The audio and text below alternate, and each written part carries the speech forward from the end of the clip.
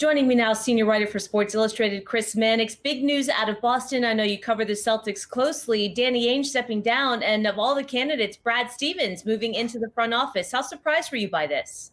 Very surprised by the Brad Stevens part. The rumors about Danny Ainge stepping down have been around the NBA for the better part of the last few months.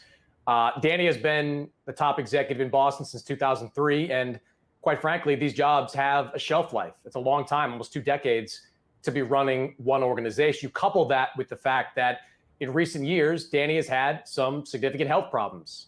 In 2009, he suffered a mild heart attack. In 2019, he suffered a second mild heart attack. And after that, his family really urged him to step back. So in the aftermath of that second heart issue in 2019, I think Danny started to give some real strong consideration to stepping back. Now, the Brad Stevens part, it's a little bit perplexing because Brad Stevens has never run an organization. Now, he has been an excellent coach in Boston for 8 years and surprised a lot of people by being as good as he has been, coming from mid-major like Butler. But this is a big job and requires a different level of basketball acumen, if you will. And it's unclear if Brad has it. You do that again, you say that against the backdrop of the fact that Sam Presti, the GM of the Oklahoma City Thunder, he was probably interested in this job. Sam Presti grew up in the Boston area. He went to college at Emerson. He routinely comes back to Boston in the off seasons, and Sam Presti is arguably the best GM in all of basketball. So to not at least kick the tires on a candidate with the kind of qualifications that Presti has, that to me was very surprising. So do you think the Celtics, Wyc Grousbeck, everybody didn't do their due diligence here, maybe reacted rashly, or do you think this is a plan that's been in place for a while that Brad Stevens may have had his sights set on getting out of the coaching space, and now we're finally just seeing it come to light? Yeah, I don't think there was anything reactionary to this. I don't think it had anything to do with the loss of the Nets or anything to do with how the season ended for the Celtics. I mean, Danny Ainge let the Boston brass know months ago that this was in the works. And, you know, Brad Stevens has been in the mix for this job for some time. I think ultimately, Wyc Grousbeck, who makes the final call here, had grown comfortable with Brad Stevens, had grown to respect his basketball knowledge and insights, and decided that, you know, giving him this opportunity was the best thing for the Celtics. And look, Brad could wind up thriving in this role. The point is, it's something of an unknown. And if you had brought in a GM like Sam Presti, not only would you have an elite GM running the front office, but you'd have an elite coach still. As it stands, you've got something of an unknown running the front office, and that unknown is going to hire the next head coach. And I know that you wrote for Sports Illustrated in your reaction to this, and your angle was, you know, that Sam Presti should have gotten some consideration. You wrote that there could have potentially been a scenario as well where they could have tag teamed this in some way, where Brad Stevens could have offered, you know, a little bit, and then Sam Presti could have offered some mentorship. Is that right? Well, it's more like it would have been a strong pairing, especially with Brad staying in that coaching role. Sam Presti has had interest in hiring Brad Stevens before. His interest in hiring Stevens dates back to around 2011, 2012, when Oklahoma City was a young team with Kevin Durant, Russell Westbrook, James Harden. Presti had his eyes on Brad Stevens back then and has maintained a strong relationship over the years. So it would not have been a case where a new GM comes in and says, look, I want to hire my own guy. Brad would have been Sam's guy. I think they would have had a strong working relationship. As it stands, if you're a Boston fan, you're really crossing your fingers and hoping that Brad Stevens knows how to do this job. It's a big job. Danny Ainge knows that all too well. There have been times, I feel like, where Celtics fans, you've covered the market for a long time. I covered the market for a decent period of time.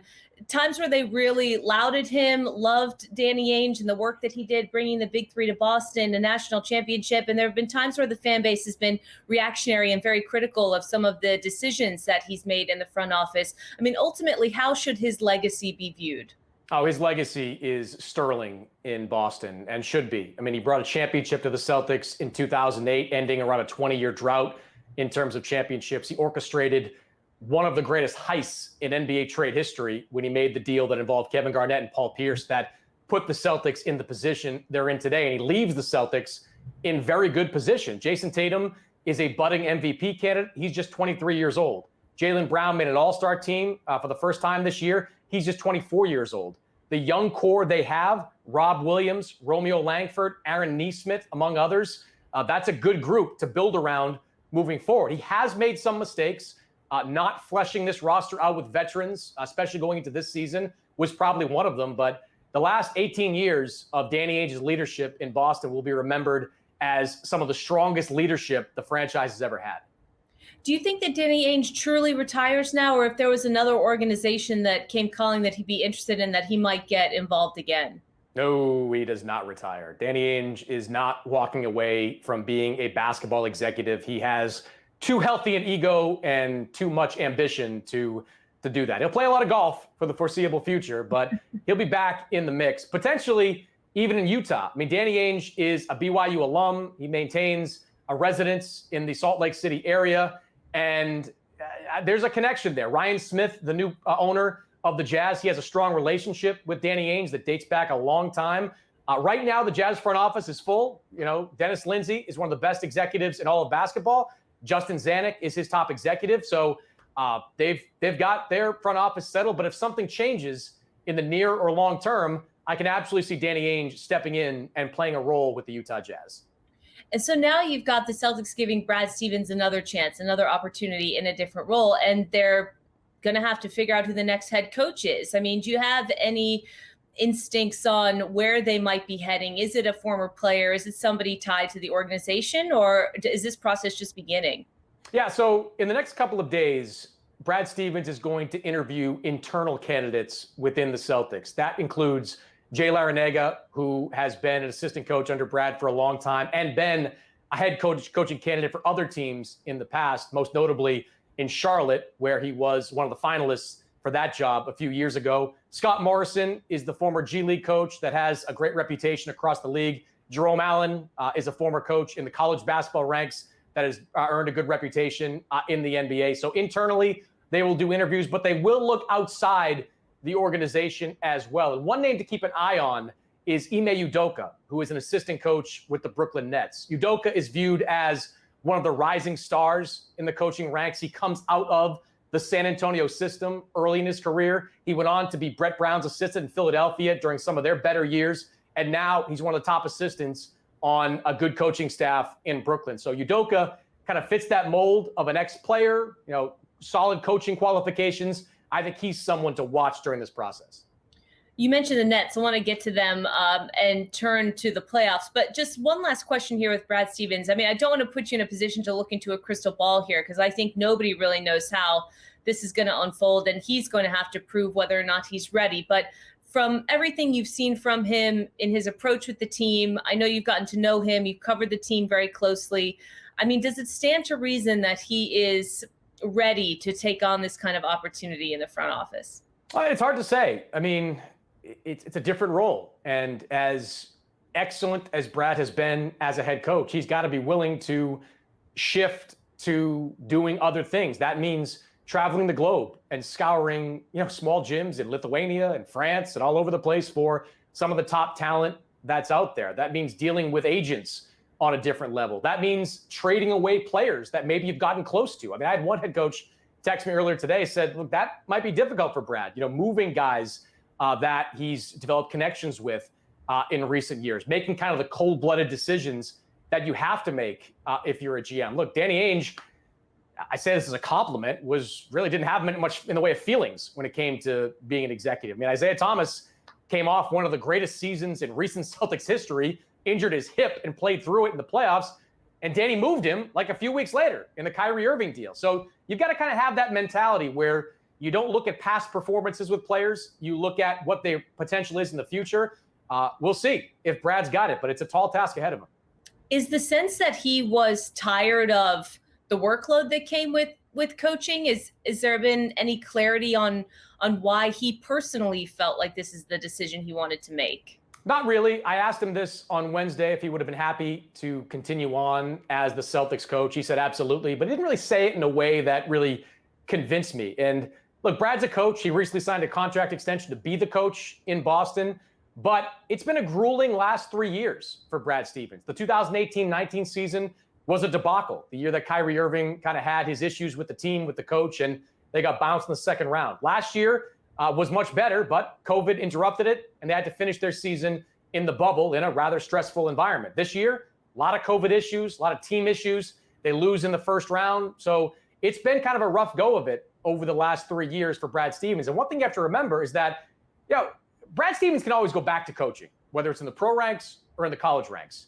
He can't always get opportunities like this. Like, another team's not going to call and say, I want to make Brad Stevens my executive vice president or president of basketball operations. This is kind of, I don't say a once in a lifetime opportunity, but a once in a couple of lifetimes opportunity for Brad Stevens to take a job like this. So I think when the opportunity came up, Brad looked at it and said, this is a chance to do something different.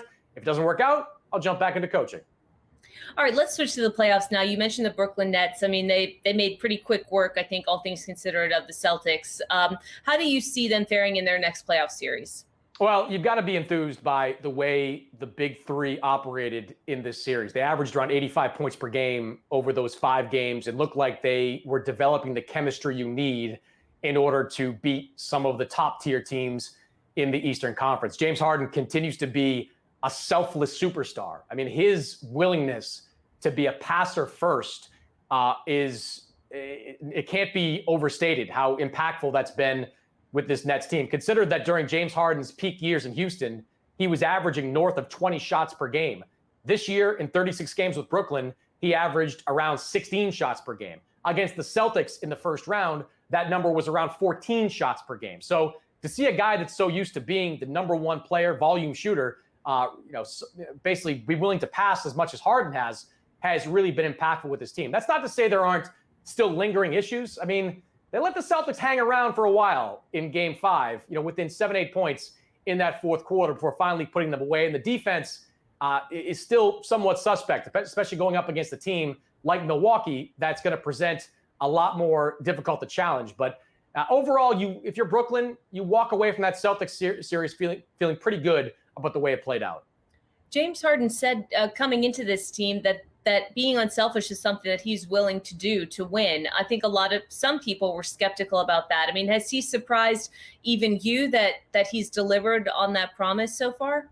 Not so much surprised, because I'd heard this about James Harden dating from his time in Oklahoma City. Scott Brooks, the former coach of the Thunder, used to tell me that James Harden loved being a sixth man, alongside Westbrook and Durant. Didn't have a big ego in those years. Now, a lot's changed, certainly. I mean, he went to Houston, became an MVP, an 8-time All-Star. So that was a different look for James Harden over those years in Oklahoma. But I think, Houston, I think, though, that James Harden, having experienced what he experienced in Houston, where he couldn't get to the mountaintop, couldn't get to the NBA Finals, now in his early 30s, I think he recognized, whatever it takes to win.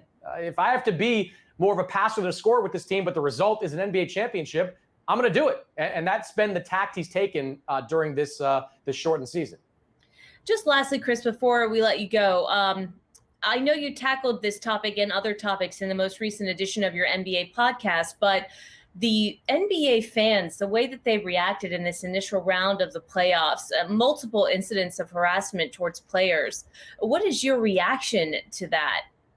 It's a surprise, because while you have had periodic incidents of things like that happening in the past, it has not been prevalent in the NBA. It's also concerning because the NBA, more than any other sport, allows access to their players. I mean, fans are quite literally on top of them at most NBA arenas. So getting to them on the floor for someone sitting courtside would not be all that difficult. Now, I think the NBA's made a modest but appropriate first step.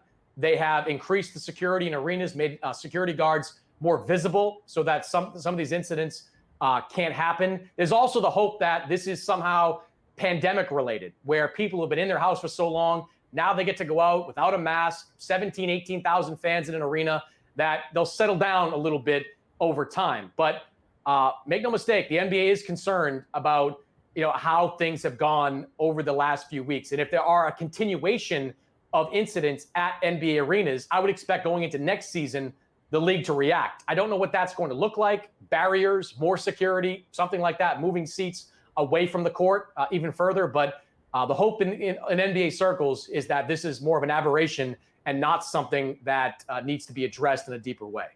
Yeah, I've been locked in the quarantine just like everybody else, and I didn't forget how to be a sports fan. I'm curious as to why everybody else has, but this is something that falls squarely on the league to address and handle. I mean, I know these fans are getting arrested, they're getting lifetime bans from the arenas.